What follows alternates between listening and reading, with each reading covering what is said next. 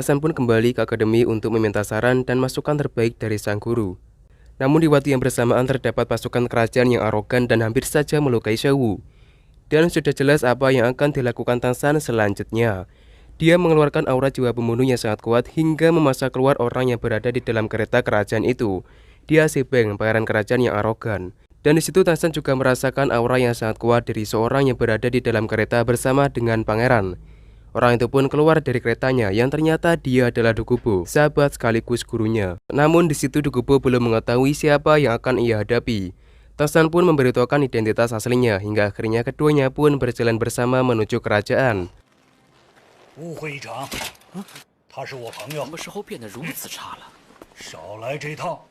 Tasan merasa heran melihat Dukubo yang sudah berpangkat dulu tapi mau melindungi seorang sombong yang tak layak untuk dilindungi. Tapi sebenarnya Dukubo terpaksa melakukannya karena itu semua sudah diatur oleh kerajaan. Dan mengejutkannya, kesombongan Pangeran Sebeng sebenarnya adalah perintah dari Pangeran Susinhe. Susinhe telah mengatur sedemikian rupa untuk melancarkan semua rencana jahatnya. Dukubo pun menjelaskan bahwa Kaisar Soye sebenarnya mempunyai 4 orang putra. Susinhe tertua sementara Sebeng termuda. Dari keempat itu, pangeran kedua dinyatakan sebagai pangeran terbaik dan berhak mewarisi tahta selanjutnya sesuai keputusan Kaisar Soye. Namun, pangeran kedua meninggal keracunan di usianya yang masih muda, dan disusul oleh pangeran ketiga yang meninggal dengan kondisi yang tak jauh berbeda dengan pangeran kedua. Semua pangeran selalu berada di istana dan mendapatkan pelayanan penuh dari orang kepercayaan sang kaisar. Sehingga kematian kedua pangeran tersebut sangat sulit diselidiki untuk mencari pelakunya yang seakan berkamuflase di dalam keluarga kerajaan. Setelah diselidiki lebih mendalam, akhirnya diketahuilah fakta kalau racun yang digunakan pelaku adalah racun yang berasal dari Aula Wuhun. Dan dari semua keluarga kerajaan, hanya Pangeran Susinhe lah yang mempunyai akses untuk mendapatkan racun tersebut. Namun sampai sekarang, Dukubo tidak mempunyai bukti yang cukup untuk memastikan kebenarannya. Karena Pangeran Susinhe ini sangat cerdik menyembunyikan sifat jahatnya di balik sikap tenang dan kewibawaannya. Dan Tasan pun dibuat terkejut setelah mengetahui peristiwa besar yang telah terjadi, di mana dua klan besar yaitu klan Tujuh Harta dan klan Naga Petir dilenyapkan Aula Wuhun secara diam-diam. Karena itu dia pun bergegas pergi menuju akademi mengecek keadaan guru dan semua temannya. Di Akademi Shrek, para pasukan tempur Tian Dao terus memperlihatkan kemajuannya dalam berlatih. Di waktu yang sama, Tasan datang dan langsung menyapa Guru Shogeng. Dia mengajak keduanya berbicara di tempat tenang. Seketika Guru Erlong marah setelah mengetahui putri angkatnya alias Xiaowu berubah wujud menjadi kelinci akibat ulah Aula Wuhun. Dan tanpa pikir panjang, dia mengajak Tasan pergi ke Aula Wuhun untuk balas dendam. Tentu hal itu adalah keputusan bodoh karena rencana itu justru hanya akan menyia-nyiakan nyawanya. Guru Shogeng pun menyarankan Tasan agar berusaha meningkatkan diri secepat mungkin sampai mendapatkan gelar dolu. Dan tiba-tiba Guru Shogeng pingsan akibat kesehatannya yang semakin menurun karena kelelahan.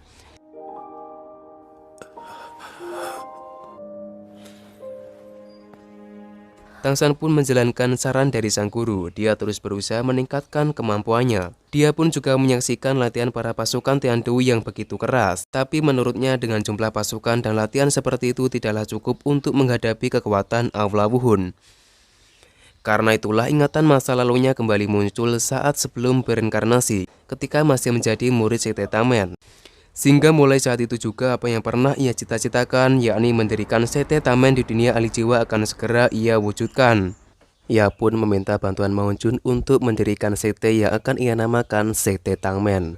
Sebagai keturunan sekaligus penerus Sekte Haotian, Tasan percaya mendirikan sekte tersebut tidak akan menimbulkan masalah internal klan Haotian, karena ia berharap nantinya Sekte Tamen yang akan ia dirikan ini mempunyai hubungan yang saling menguntungkan dengan Sekte Haotian.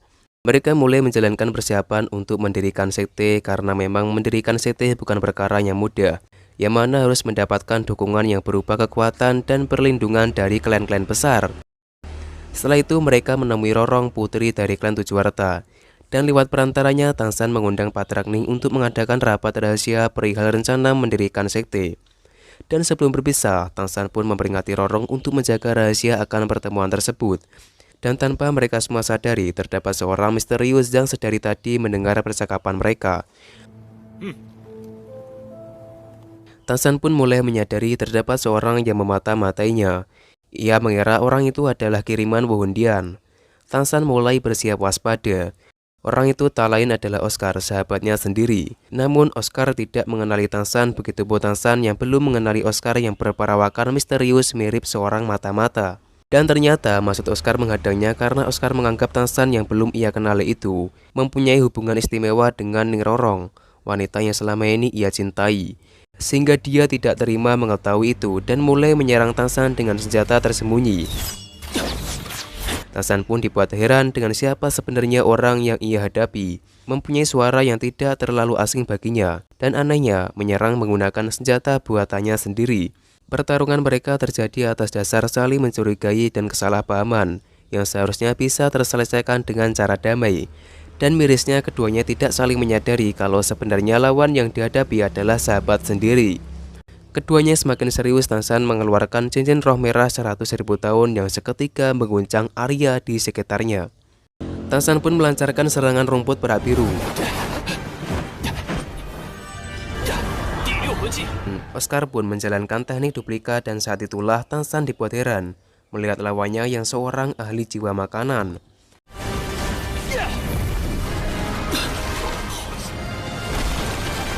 Dia mengurung lawannya ke dalam penjara rumput. Namun Oscar masih mempunyai kemampuan membagi tubuh dan menyerang Tansan dari arah belakangnya. Tansan pun mengeluarkan senjata palu. Dua senjata itu yaitu senjata rumput dan senjata palu yang telah Oscar lihat membuatnya menyadari kalau orang yang ia hadapi sebenarnya adalah Tansan, sahabatnya.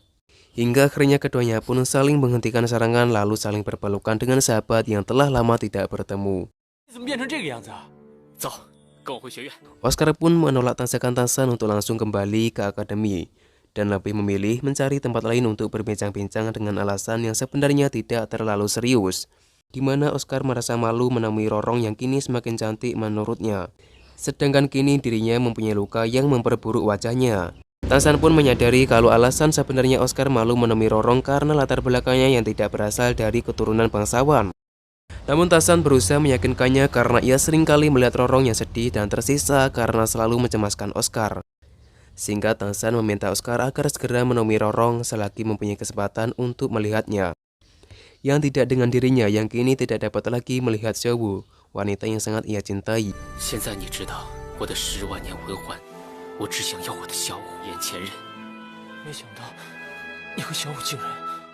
Mendengar saran Tansan tersebut, Oscar pun beranjak pergi menemui wanita pujaannya, lalu berjanji tidak akan pernah meninggalkannya dan selalu melindunginya dengan sepenuh hati.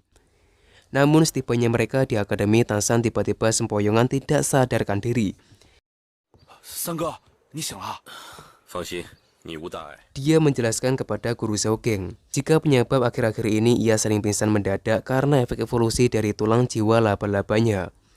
Lalu ia pun memperlihatkan hasil dari perubahan tulang jiwa laba-labanya yang bersamaan dengan peningkatan 3 tulang jiwa lainnya. Dan menakjubkannya, keempat tulang jiwa tersebut saling berkombinasi menjadi satu kesatuan berbentuk baju perang. Melihat itu, guru Xiaogeng sangat tidak menyangka, karena ternyata kemampuan tersebut merupakan kemampuan langka yang disebut sebagai teknik penggabungan tulang jiwa. Sangat jarang ditemui ahli jiwa yang mampu menjangkau kemampuan seperti itu. Dan sampai saat ini hanya terdapat satu ahli jiwa yang mempunyai kemampuan seperti itu selain Tansan. Dia adalah Bibidong, Ratu Wuhundian.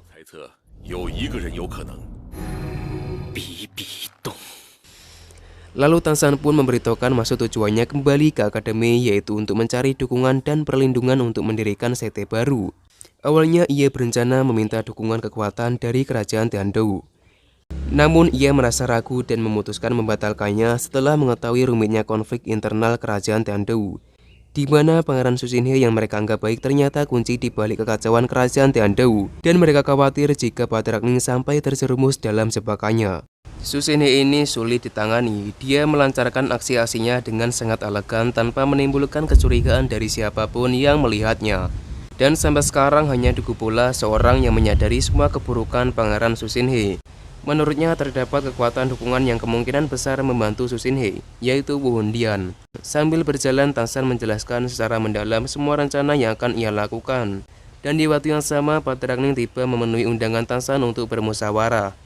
Dan disitulah waktu yang tepat bagi Oscar untuk menemui kekasihnya setelah sekian lama berpisah.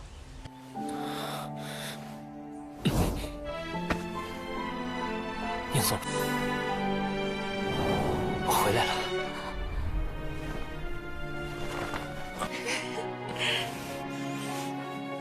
Sementara mereka semua mulai membicarakan rencana Tangsan dalam mendirikan sekte. Tapi sebelum itu Tangsan membuat area yang mampu menjaga suara agar orang lain tidak dapat mendengar apapun yang sedang mereka bicarakan. Di situ Tangsan langsung mengatakan tujuannya untuk mendirikan sekte baru, yaitu sekte Tamen, dan mengandalkan dukungan dari Patrakning. Patrakning pun senang mendengar itu, karena kerjasama tersebut sangat saling menguntungkan, dan Patrakning juga bersedia mengirim persediaan apapun yang Tangsan butuhkan demi kelancaran misi tersebut. Untuk tetap menjaga kerahasiaan, Patrakning akan membatasi pertemuannya dengan Tangsan, lalu meminta Ning Rorong untuk menjadi penghubung kerjasama antara mereka.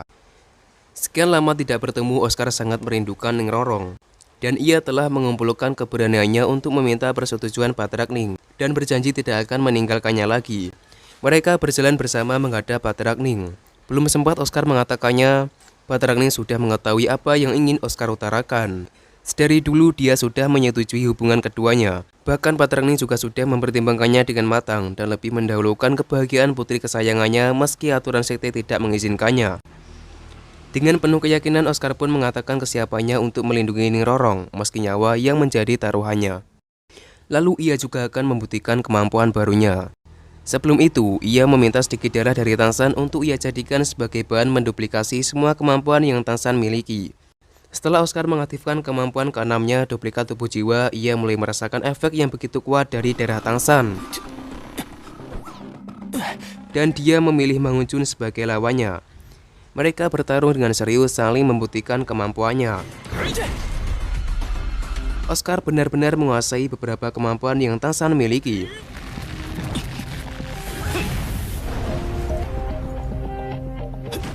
Terlihat dengan santainya, dia berlindung di dalam penjara rumput untuk bertahan dari serangan dahsyat Mang Hunjun.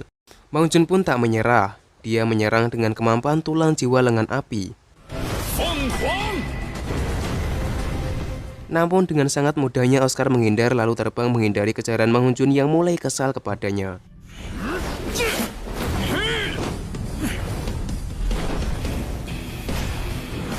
Di situ Oscar juga memperlihatkan kemampuan teleportasi yang telah Seu wariskan kepada Tangsan.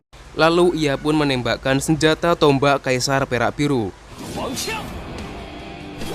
Kekuatannya sangat dahsyat dan membuat Mang Hunjun kewalahan menahannya hingga terjatuh. Tak sampai situ, dia juga menguasai senjata jiwa ganda Palu Hatian. Namun senjata Palu Hatian itu terlalu berat bagi kekuatan tubuhnya. Hingga akhirnya ia pun terpaksa jatuh dan mulai merasakan kekuatannya yang semakin melemah. Semua itu membuktikan jika Oscar benar-benar sangat kuat. Kemampuannya sangat unik, mampu menciptakan sosis cermin untuk menirukan semua kemampuan sekaligus 70% kekuatan seorang ahli jiwa yang ia duplikat. Dia juga mengatakan kemampuan tersebut mampu bertahan selama 3 menit, dan semua pun merasa takjub mendengarnya. Patrakning pun tidak menyia-nyiakan bakat Oscar tersebut. Dia meminta Oscar agar mau bergabung menjadi bagian dari klan 7 harta miliknya, sebagai persyaratan supaya ia bisa menikahi Rorong putrinya. Namun dengan penuh pertimbangan Oscar tidak menerima permintaan tersebut karena ia ingin kehidupannya juga bisa bermanfaat untuk semua temannya dan tidak hanya terikat dengan perjanjian klan 7 harta. Terlebih Tangsan yang saat itu sangat membutuhkan bantuannya. Dia juga menegaskan akan berusaha keras untuk membuat Patrakning terkesan dengan caranya sendiri tanpa harus memenuhi syarat bergabung dengan klan 7 harta. Rorong pun sangat mendukung keputusan Oscar tersebut. Baginya 7 Monster Strike adalah satu saudara, sehingga mereka harus bersatu membantu Tangsan yang saat itu berusaha menghimpun kekuatan untuk membalas kekejaman Wu Hundian. Dan itulah jawaban bijak yang sebenarnya Patrakning harapkan. Sehingga mulai saat itulah Oscar bisa menganggap Patrakning sebagai mertuanya.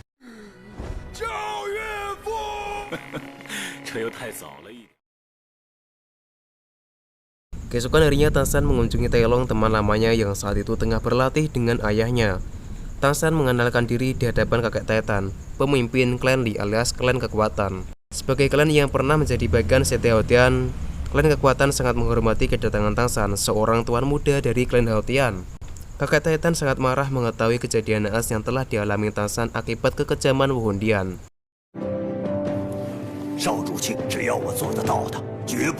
Lalu Tangsan pun mengatakan tujuan utamanya mengunjungi klan Li yang mana untuk memohon dukungan mendirikan sekte yang ia beri nama sekte Tangmen. Namun kakek Titan tidak dapat memenuhi permintaan tersebut jika Sete Tangmen Tangsan nantinya bergabung dengan Sete Haotian. Karena sekarang klan kekuatan sudah tidak mau lagi menjadi bagian dari Sete Haotian. Tangsan pun menegaskan Sete Tangmen yang akan ia dirikan berdiri dengan kekuatannya sendiri, sehingga ia memastikan tidak akan bergabung dengan Sete Haotian. Kakek Taitan pun merasa lega mendengarnya, dan dengan senang hati beliau bersedia bergabung dengan Sete Tangmen serta membantu memenuhi apapun yang Tangsan butuhkan. Bahkan beliau juga menyerahkan istananya untuk dijadikan sebagai lokasi didirikannya Sete Tangmen.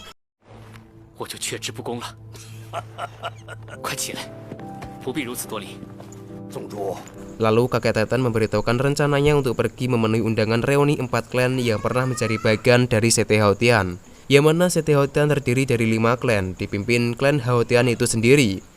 Sementara keempat klan lainnya adalah klan Yu, klan Min, klan Po, klan Li alias klan kekuatan yang sekarang dipimpin kakek Taitan. Namun setelah penutupan Sete Haotian, keempat klan tersebut terpaksa harus berpisah untuk menghidupi klannya sendiri, dan berjanji mengadakan pertemuan selama 2 tahun sekali. Tangsan pun memanfaatkan pertemuan itu dengan pergi bersama kakek Taitan untuk meminta dukungan dari ketiga klan tersebut.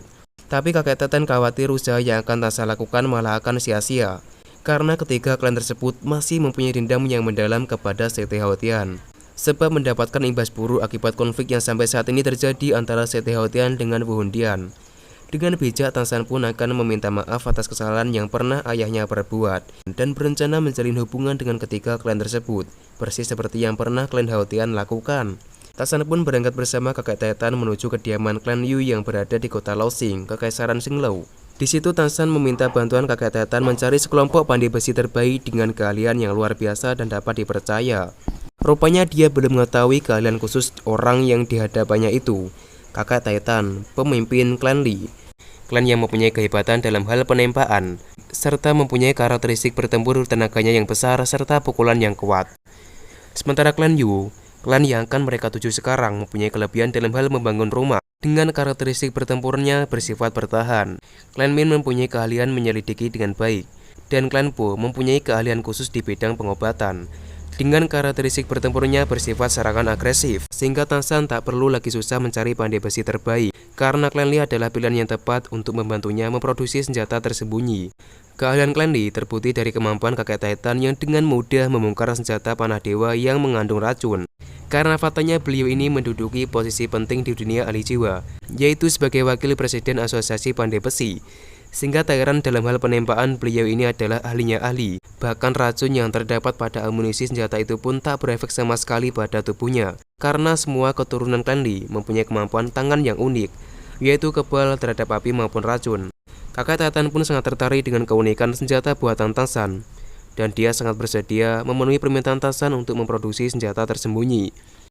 Untuk kemajuan Sete Tangmen, Tangsan pun menjalankan rencana kerjasama dengan menukarkan senjata buatannya dengan material yang sesuai kepada Sete lain. Sehingga kedepannya Sete Tangmen tidak hanya tercukupi sumber pendanaannya, tapi juga makin banyak yang bersedia membantu jika suatu saat nanti Sete Tangmen berurusan dengan Wu Hundian. Tangsan pun juga memproduksi dalam jumlah banyak senjata paling mematikan yang bahkan mampu membunuh seorang ahli jiwa berlevel 80. Senjata tersebut mempunyai nama kipas bulu merak yang bisa mengeluarkan beberapa amunisi dengan efek membunuh yang berbeda-beda. Dan yang paling mengerikan adalah amunisi jarum yang mampu dengan sekejap membunuh musuh. Kakek Taitan pun menjadi semakin tertarik dengan senjata tersembunyi buatan Tangsan.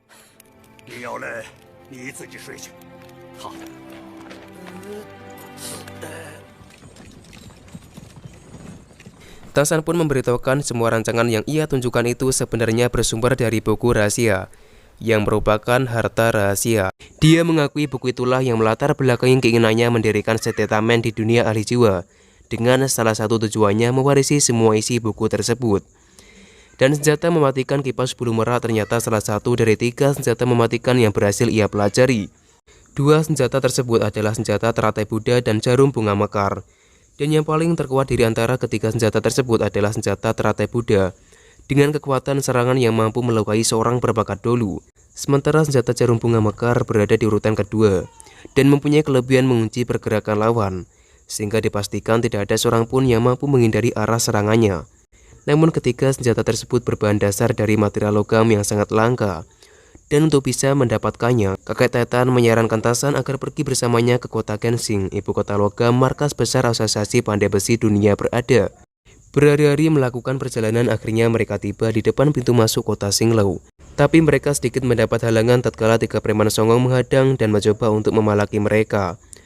Wajah ketiga preman itu tak begitu asing bagi Mao Jun. Salah satunya yang berpenampilan Joker, pernah berbuat masalah dengan 7 monster Shrek, hingga diajar habis-habisan oleh kemampuan Sewu hingga dipermalukan di depan umum. Dan dengan penuh keberanian, Mao Jun pun turun tangan sendirian menghadapi mereka bertiga.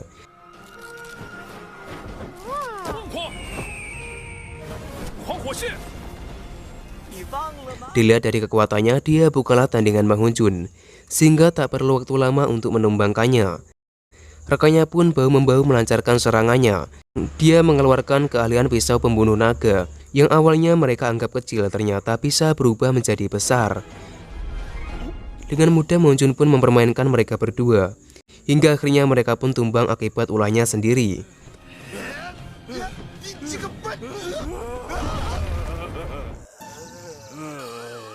Temannya pun kembali bangkit dan melancarkan serangannya. Namun dengan cerdiknya Mao Jun mengecoh arah serangannya sehingga malah mengenai rekannya sendiri.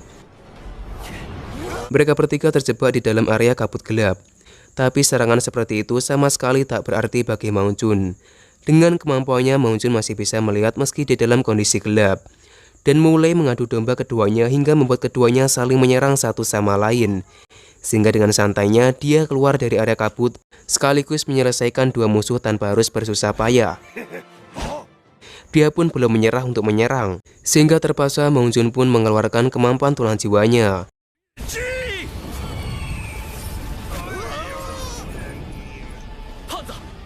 Akhirnya mereka menyerah. Namun sebelum meninggalkannya, Mao Jun mengikat ketiganya di sebuah tiang sebagai hukuman atas semua kejahatan yang sebelumnya mereka perbuat. Kedatangan kakek Titan disambut dengan hormat, dan dari kejauhan Patrak Ninghou, pemimpin klan Yu, sudah bisa merasakan kedatangan sahabatnya itu.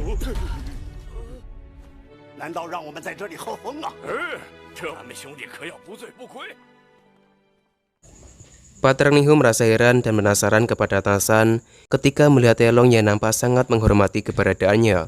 Di situ kakek Titan berusaha menutupi identitas Tarzan yang seorang putra dari Tang Hou. Awalnya kakek Titan tidak mengakuinya, namun karena Patrak Ninghou memaksa, Tarzan pun dengan berani mengenalkan diri dan mengakui kalau dirinya adalah putra dari Tang Hou. Tentu Patrak Ninghou sangat marah mengetahuinya. Dia sangat membenci Tang Hou karena akibat ulah Tang Hou yang menantang pengundian. Setihoudian terpaksa ditutup dan 4 klan termasuk klan Yu. Pimpinan Patrak Ninghou terlantar begitu saja. Kakek Titan pun mencoba menenangkannya, karena menurutnya masalah yang terjadi di internal Setihoudian sama sekali tidak ada kaitannya dengan Tarzan. Namun Patrak Ninghou sudah terlanjur kebawa emosi. Bahkan dia sampai mengancam jika mereka semua tidak segera meninggalkan ruangannya. Pertemuan yang awalnya baik-baik saja menjadi kacau halnya karena keberadaan Tarzan, putra dari Tang Hou. Tarzan pun berusaha memperbaiki keadaan. Di situ dia mewakili klan Hautian serta ayahnya merasa menyesal dan meminta maaf atas masalah yang menimpa 4 klan. Tarzan pun menyadari permintaan maaf seperti itu sama sekali tidak berarti apa-apa. Tapi ia berharap kedatangannya bisa menyatukan kembali 4 klan yang pernah menjadi bagian dari Setihoudian itu. Akan tetapi Patrak Ninghou sudah tidak peduli lagi dengan Setihoudian. Dan dia juga meremehkan Tarzan yang ia anggap seperti anak kecil yang sama sekali tidak berpengalaman. Usaha yang Tarzan lakukan ternyata tidak berhasil.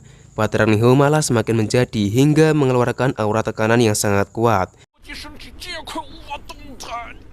Tarzan pun tak tinggal diam. Dia meminta kakek Titan agar tetap tenang, sementara ia akan menghadapi tekanan itu dengan kemampuan jiwa pembunuh.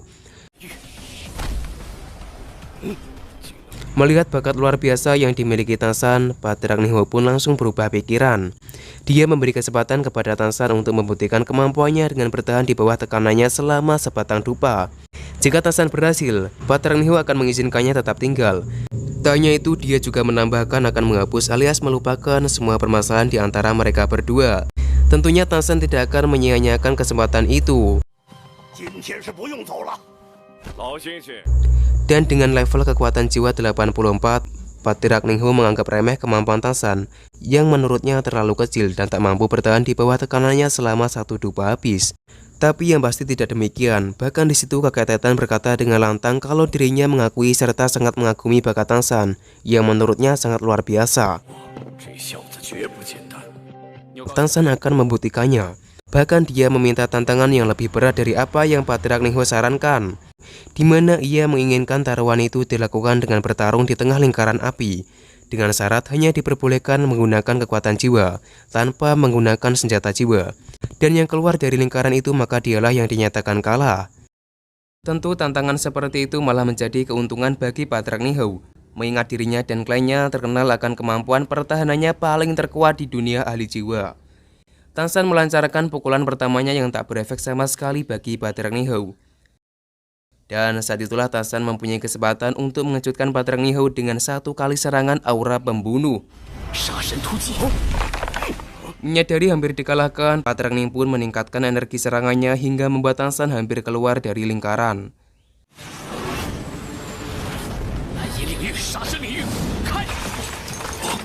Lalu Tansan mengeluarkan jiwa rumput perah biru untuk mengunci tubuh Patrak Ningho. Sehingga saat itu pula ia menggunakan teknik 99 pukulan yang dulu pernah ayahnya ajarkan.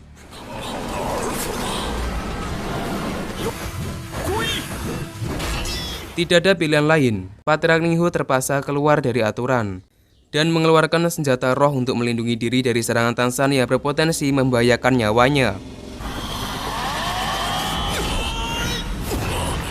Aura yang Tansan keluarkan sangatlah kuat sampai siapapun yang di sekitarnya merasakan tekanannya. Akhirnya Patrak Ningho pun mengakui kekalahannya yang padahal dupa sebagai pertanda waktu belum sempat habis. Di depan Tansan dia juga menyatakan menghapus kebencian klan Yu kepada Tang Hou. Kakek Titan pun kemudian menawari Patrak Ningho untuk bergabung dengan Sete Tamen yang akan Tansan dirikan. Namun dirinya masih mempunyai kekhawatiran jika nanti bencana yang pernah klan Yu alami terulang kembali. Dengan penuh kesabaran, kakek Titan pun meyakinkan Ningho. Kakek Titan menjelaskan alasannya kenapa mereka semua harus bergabung dengan Tansan, yang mana karena dia melihat Tansan seorang pemuda yang mempunyai jiwa kepemimpinan yang sangat kuat. Kakek Titan pun juga mengingatkan tim pemenang dalam kejuaraan kompetisi elit ahli jiwa tahun lalu. Dia menyebutkan Telong cucunya merupakan salah satu anggota tim tersebut. Dan kakek Titan merasa hal itu menjadi suatu kebanggaan bagi kliennya. Yang berbeda dengan klan Yu yang saat pertandingan itu sama sekali tidak memperlihatkan prestasinya. Nampaknya Patrak Ningho salah paham. Dia mengira Telong menjadi pemain utama dalam tim tersebut. Hingga Telong pun mengakui kalau sebenarnya dirinya hanyalah sebagai pemain cadangan. Dan pemain terhebat yang menjadi kunci utama kemenangan tersebut sebenarnya adalah Tansan. Ia pun mulai mempertimbangkannya. Namun masih terdapat suatu hal yang membuatnya khawatir, yaitu akan nasib kliennya ke depan setelah 7 kedudukan Sete terkuat di dunia akan mengalami perombakan.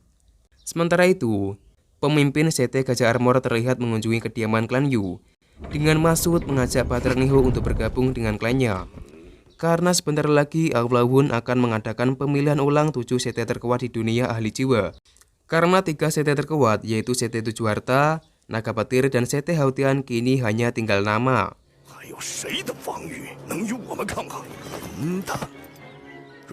Dengan tegas, Patrak Ningho pun menolaknya. Karena dia tak ingin kliennya seperti klan Gajah Armor yang seakan menjadi sebuah alat yang dimanfaatkan Aula Hun untuk melakukan rencana jahatnya. Mendengar itu, tentu Patrak Yanzhen sangat marah. Bahkan dia juga mengingatkan kehancuran 2 klan besar yang dikarenakan melawan Aula Hun.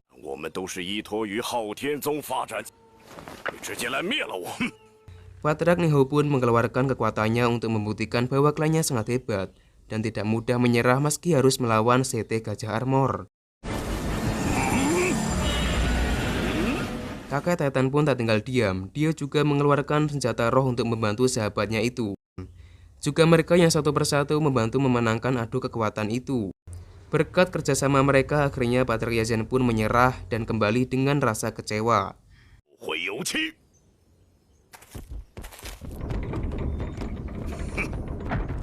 Tansan pun mengetahui di balik rencana Aula Hun melakukan pemilihan ulang 3 Sete besar.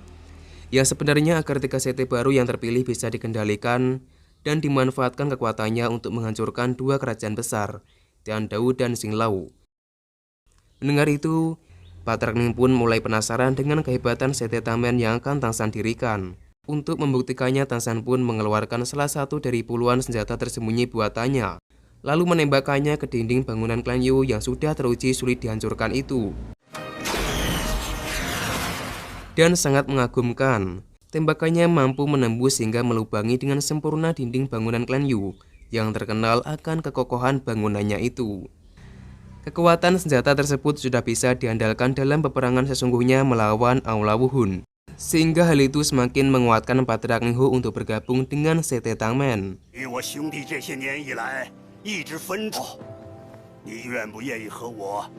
Dan akhirnya Patrakning pun menyatakan dirinya bergabung ke dalam Setetamen dengan Tangshan sebagai pemimpinnya. 不如把老白鸟也拉过来，他那敏来，既然都是宗门人，别客气，